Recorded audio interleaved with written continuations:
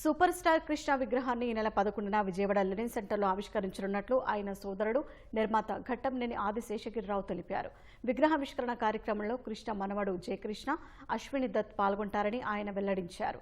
Telugu cinema రంగానికి విజయవాడకు ప్రత్యేక అనుబంధం ఉందన్నారు.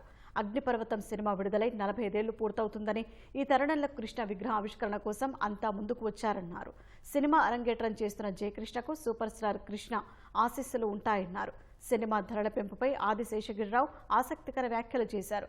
పెద్ద సినిమాలకు టికెట్ ధరలు పెంచడం వల్ల చిన్న సినిమాలు దెబ్బతిని నిర్మాతలు నష్టపోతున్నారని తెలిపారు.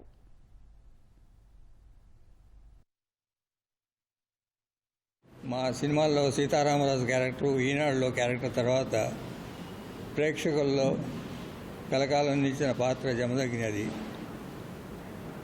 దాని రిలీజ్ అయ్యి జనవరి 11వ తారీఖు అది రిలీజ్ అయ్యి 40 సంవత్సరాలు పూర్తి చేసుకుంది. ఆ డేట్ అయితే బాగుంటుందని వీళ్ళందరూ చర్చించిన తర్వాత ఆ డేట్ నిర్ణయించాం.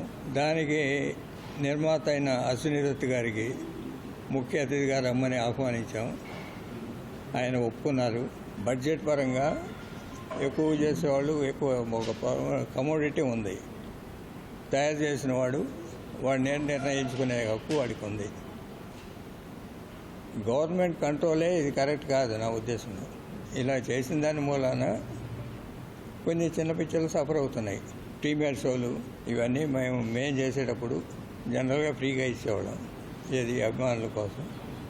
అక్కడి నుంచి పోయి అది వ్యాపారం అయిపోయింది. వ్యాపారం కరెక్ట్ కాదు.